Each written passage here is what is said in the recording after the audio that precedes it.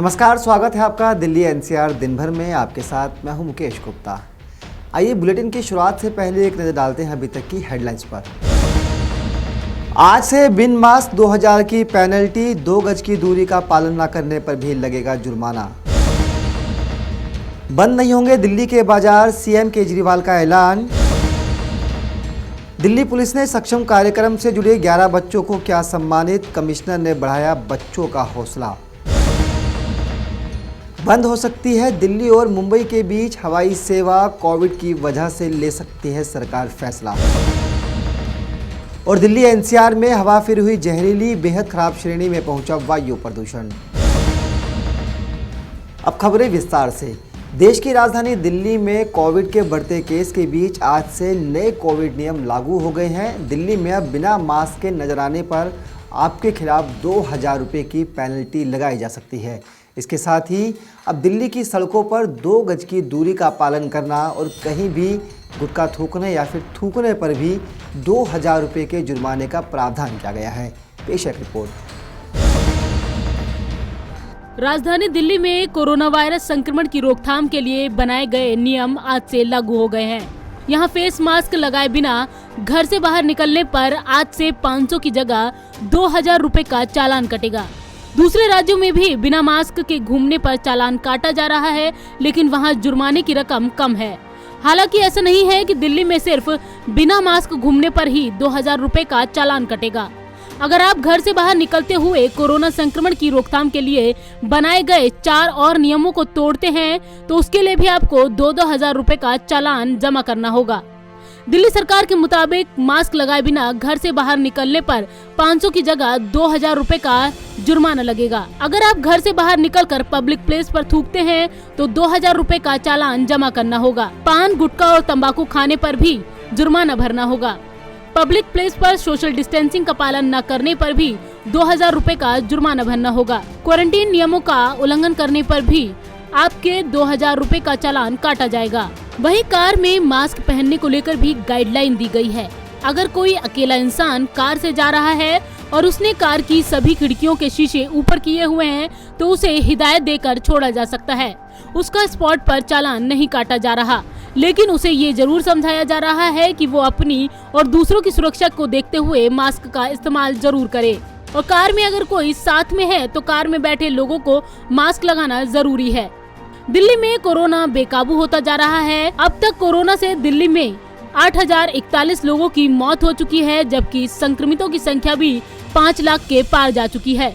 Corona पर रोकथाम के लिए सरकार ने ये अहम फैसले लिए हैं, जिनको राज्यपाल से भी अनुमति दी जा चुकी है। ऐसे में जरूरी है कि अगर कोरोना काल में आप राजधानी में हैं, तो सोशल डिस्टेंसिंग के नियमों का सार्वजनिक जगहों पर पालन करने में ढिलाई ना बरतें, वरना आपको महंगा पड़ सकता है। पंजाब केसरी ग्रुप के लिए संगीता सिंह की रिपोर्ट, दिल्ली।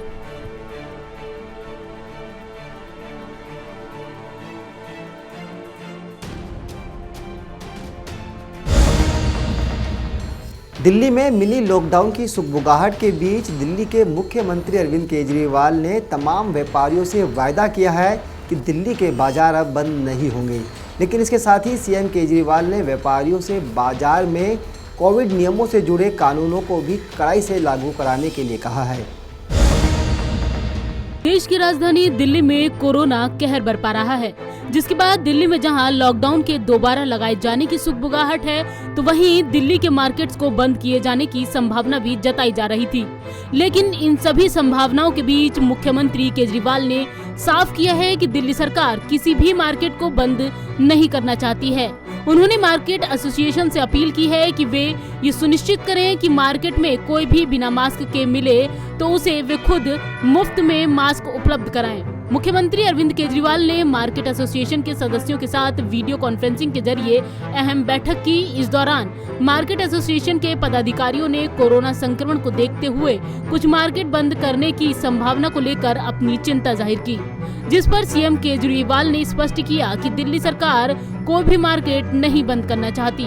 सीएम केजरीवाल ने कहा है कि बाजारों में कोरोना वायरस संक्रमण को फैलने से रोकने में मार्केट एसोसिएशन बहुत महत्वपूर्ण भूमिका निभा सकता है। बता दें कि राजधानी में कोरोना जानलेवा होता जा रहा है और संक्रमण के रोजाना हजारों मामले सामने आ रहे हैं। दिल्ली में महामारी के चलते मौत के मामलों में भी बढ़ोतरी हुई है, जिसकी वजह से केंद्र और दिल्ली सरकार की चिंता बढ़ गई है।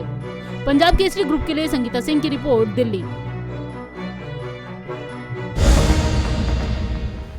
दिल्ली पुलिस कमिश्नर ने शाहदरा जिला द्वारा चलाए जा रहे सक्षम कार्यक्रम के तहत 11 बच्चों को सम्मानित किया। इस कार्यक्रम में शाहदरा जिला के डीसीपी अमित शर्मा भी मौजूद रहे।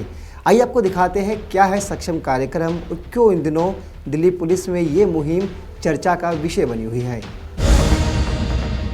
दिल्ली पुलिस सक्षम कार्यक्रम चलाकर ऐसे बच्चों को काबिल बनाने का काम कर रही है जो गरीबी और हालातों से मजबूर हैं, लेकिन कुछ कर गुजरना चाहते हैं। पुलिस उनके सपनों को पूरा करने में उनकी मदद कर रही है। Delhi police commissioner SN Srivastava ने खुद इन बच्चों का हौसला बढ़ाया और शाहदरा जिला पुलिस की तरफ से चलाए जा रहे सक्षम कार्यक्रम में जुड़ने वाले बच्चों को सम्मानित किया। ये अगर गुम होते, अपने परिवार के साथ मिले नहीं होते, तो उनका भी ऐसा ही होता, अवसर का अभाव होता और उसमें वे भी गलत रास्ते चल पड़ते। तो उनका भी जो काम किया उन्होंने 2.5 महीने में, बताया गया कि 2.5 महीने के अंदर ही 76 ऐसे बच्चे को बरामद किया, जिसमें 56 वो बच्चे हैं जो 14 साल से कम उम्र के हैं और उसमें भी 16 वैसे हैं जो 8 साल से कम उम्र के हैं। तो ऐसे जब इनिशिएटिव है, इतना मेहनत है, और वो भी ऐसा नहीं कि दिल्ली से ही कहीं से उसे बरामद करता है, उसके लिए पंजाब भी जाना पड़ा, उसके लिए बंगाल भी जाना पड़ा, और एक पुलिसकर्मी को इतने दूर जगह जा करके, और वो भी 2.5 महीने के अंदर इतने सारे बच्चों को बरामद करना, मैं तो समझता हूँ कि ये बहुत अच्छी बात है। ये क्यों अच्छी बात है? आप क्रिमिनल ज्यूरिस्प्रूडेंस को देखें तो उसमें ये कहा गया है कि कोई भी जो जुर्म करता है उसको पहले ये कंसेप्ट होती थी कि उसके बदले की भावना से उसे वही सज़ा दी जाए जो उसने किसी को हानि पहुंचाया है। बाद में बदल गया कि ऐसे लोगों को आप अलग कर दें ताकि समाज को नुकसान न पहुंचाएं। अब जो लेटेस्ट कंसेप्ट है कि इनको रिफॉर्म करना, रिफॉर्म कर समाज की जो मुख्य धारा है उनमें वापस लाना, ताकि वे खुद अच्छे बन सकें और इस प्रकार से समाज में सहयोग दे सकें। तो ये हमारी कोशिश है। हम पुलिस डिपार्टमेंट में ज़्यादातर कोई अगर जुर्म करता है तो जो ऐसे लोग हैं जो कि पेशेवर हैं, उनके खिलाफ सख्त से सख्त हम कानूनी प्रावधान का इस्तेमाल कर कानूनी कार्रवाई करते हैं।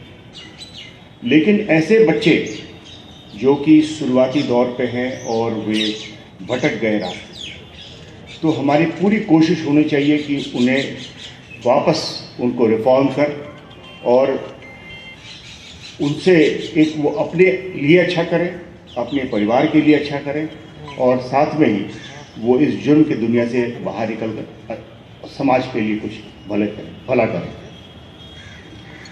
तो इसी सोच के साथ जहाँ पे हमें कानून के अंतर्गत हमें सख्त काम करना है, साथ में वहीं पे एक सॉफ्टर दिल से, सॉफ्टर एटीट्यूड से हमें ये भी करना है कि जिनको रिफॉर्म किया जा सके। आखिरकार कुल मिला करके हमारा कर्तव्य यही है कि हम क्राइम से समाज को फ्री कर दें, समाज में क्राइम न रहे, समाज में सभी खुशी से रह सके, सेफ रह सके, निश्चिंत रह सके। तो इसमें जहाँ क्राइम रोकने की बात है, वहाँ पे जो भी लोग अगर क्राइम कर सकते हैं, क्राइम की तरफ जा रहे हैं, उनको वापस से रिफॉर्म करके समाज के मुख्य धारा मिलेगा।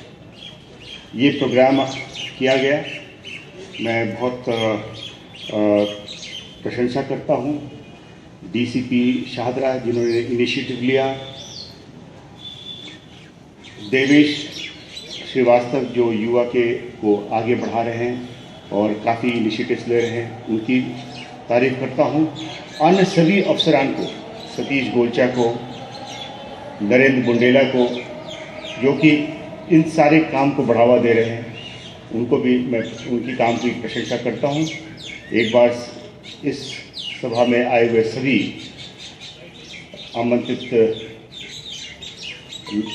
महिलाओं और पुरुषों को मैं धन्यवाद देता हूँ कि आपने शांतिपूर्वक बनाए हुए हमारी बातें को सुना और इस दिशा में जो कुछ भी आप कर सकें आप बिल्कुल। बहुत बहुत धन्यवाद।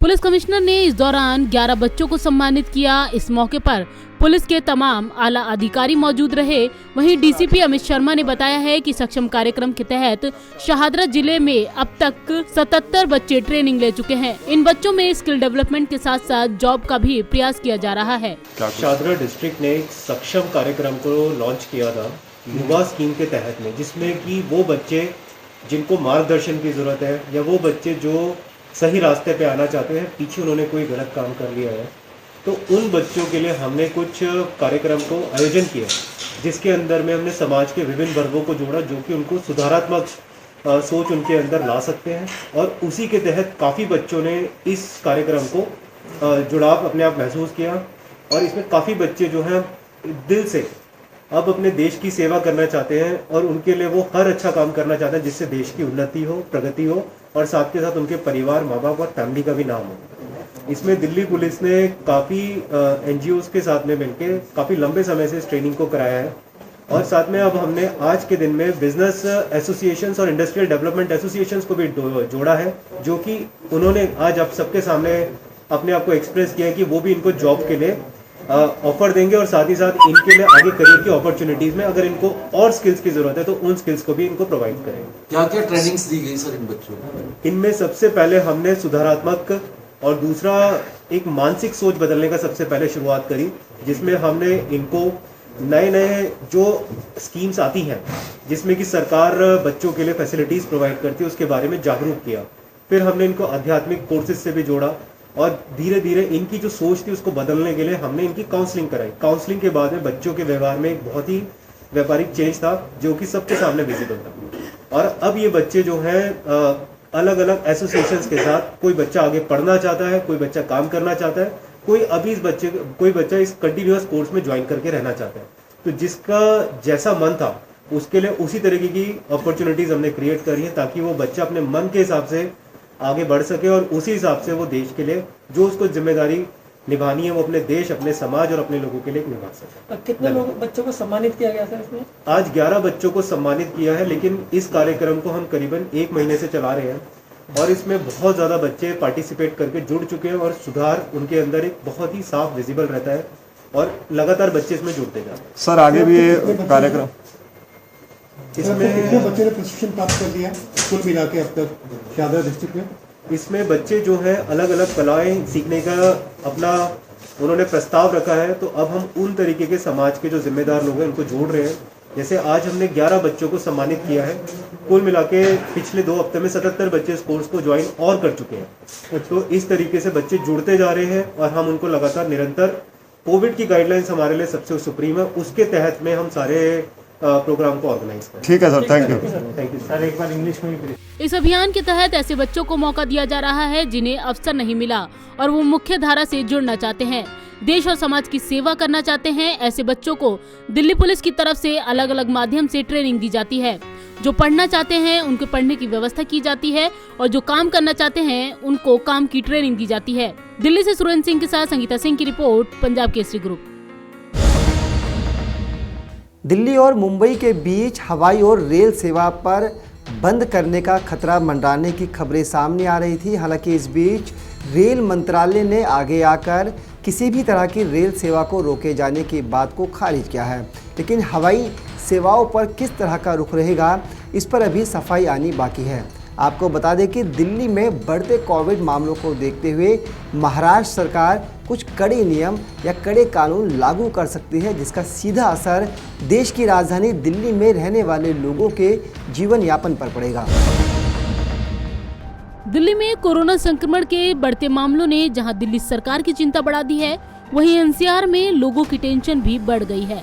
दिल्ली में बढ़ते कोरोना मरीजों की संख्या ने पड़ोसी राज्यों के साथ ही महाराष्ट्र को भी डरा के रख दिया है। ऐसे में दिल्ली मुंबई के बीच हवाई यात्रा पर भी रोक लगने के आसार हैं। दिल्ली में संक्रमण के बढ़ते केसों के चलते महाराष्ट्र सरकार ने दिल्ली और मुंबई के बीच फ्लाइट्स बंद करने का विचार किया है। दिल्ली में संक्रमण के बढ़ते केसों के चलते महाराष्ट्र सरकार दिल्ली और मुंबई के बीच फ्लाइट्स बंद करने पर विचार कर रही है। खबरें थीं कि सरकार दोनों राज्यों के बीच रेल सेवा पर भी ब्रेक लगा सकती है, लेकिन रेलवे ने इस तरह की सभी खबरों को खारिज कर दिया है। ट्रेन सेवाओं की रिपोर्ट के बीच केंद्र सरकार ने एक स्पष्टीकरण जारी करते हुए ट्वीट किया। रेल मंत्रालय ने रिपोर्टों को खारिज करते हुए कहा, दिल्ली मुंबई के बीच कुछ ट्रेनों को रद्द करने के बारे में मीडिया से कुछ खबरें आई। रेलवे ने साफ किया है कि मुंबई और दिल्ली के बीच ट्रेनों को रद्द करने के संबंध में फिलहाल कोई निर्णय नहीं लिया गया है। दिल्ली में कोरोना संक्रमण के मामले 5 लाख से ज्यादा हो चुके हैं। वहीं मौतों का आंकड़ा भी 8,000 के पार हो चुका है। वहीं एक्टिव केस भी 40,000 से ज्यादा हो चुके हैं। दिल्ली और मुंबई के बीच लोगों का आना जाना भी बहुत होता है। ऐसे में सरकार को दिल्ली से संक्रमण के महाराष्ट्र पहुंचने की आशंका है। लिहाजा महाराष्ट्र सरकार कोरोना को रोकने के लिए दोनों राज्यों के बीच आवागमन पर रोक लगा सकती है। पंजाब केसरी ग्रुप के लिए संगीता सिंह की रिपोर्ट, दिल्ली। शनिवार को भी दिल्ली का एयर क्वालिटी इंडेक्स बेहद पुअर पोजीशन में मापा गया है। आपको बता दें कि दीपावली के बाद से लगातार दिल्ली का एयर क्वालिटी इंडेक्स सुधर नहीं रहा है। हालांकि दिल्ली सरकार प्रदूषण को काबू में लाने के लिए तमाम उपायों पर काम कर रही है। दिल्ली वासियों को प्रदूषण से थोड़ी राहत के बाद फिर कई दिनों बाद शनिवार की सुबह जहरीली हवा में सांस लेने को मजबूर होना पड़ा। दिवाली के बाद हुई बारिश और शीतलहर की वजह से दिल्ली एनसीआर को प्रदूषण से थोड़ी राहत मिली थी, लेकिन शनिवार को एक बार फिर वायु की गुणवत्ता बहुत ही खराब श्रेणी में पहुंच गई। सुबह दिल्ली का AQI 313 तक पहुंच गया, जो कि बेहद खराब श्रेणी में आता है। शनिवार सुबह दिल्ली के ज्यादातर इलाकों, खासकर द्वारका, आनंद विहार, रोहिणी, मुनिरका, लक्ष्मी नगर समेत एनसीआर के कई इलाकों की हवा की गुणवत्ता बेहद खराब श्रेणी में रही। इसके अलावा दिल्ली एनसीआर में शामिल गाजियाबाद, ग्रेटर नोएडा और नोएडा में भी बहुत खराब हवा में लोगों को सांस लेना पड़ा। एनसीआर के एयर क्वालिटी इंडेक्स की बात करें तो गाजियाबाद में AQI 325, फरीदाबाद में 297, ग्रेटर नोएडा में 314, गुरुग्राम में 275, नोएडा में 306 दर्ज किया गया, जो कि खराब और बेहद खराब श्रेणी में आते हैं। System of air quality and weather forecasting research SAFAR के अनुसार दिल्ली की वायु गुणवत्ता बहुत खराब श्रेणी में है। केंद्रीय प्रदूषण नियंत्रण बोर्ड के अनुसार जवाहरलाल नेहरू स्टेडियम इलाके का AQI 258, ITO का 274 और आनंद विहार का 264 पर है। पृथ्वी विज्ञान मंत्रालय की वायु मानक संस्था सफर के अनुसार बृहस्पतिवार को दिल्ली के पड़ोसी राज्यों हरियाणा, पंजाब और उत्तर प्रदेश में करीब 495 पराली जलाने की घटनाएं दर्ज की गईं। इस वजह से पराली के धुएं की दिल्ली के प्रदूषण में करीब 15% हिस्सेदारी रही, जबकि एक दिन पहले ही 967 के आंकड़ों के साथ ही इसकी हिस्सेदारी 20% रही थी। प्रदूषण पर रोक की तमाम कोशिशों के बावजूद दिल्ली एनसीआर में हवा लगातार जहरीली होती जा रही है। वैज्ञानिकों का मानना है कि आने वाले दिनों में सर्दी बढ़ने के साथ ही हालात और ज्यादा खराब हो सकते हैं। पंजाब केसरी ग्रुप के लिए संगीता सिंह की रिपोर्ट, दिल्ली।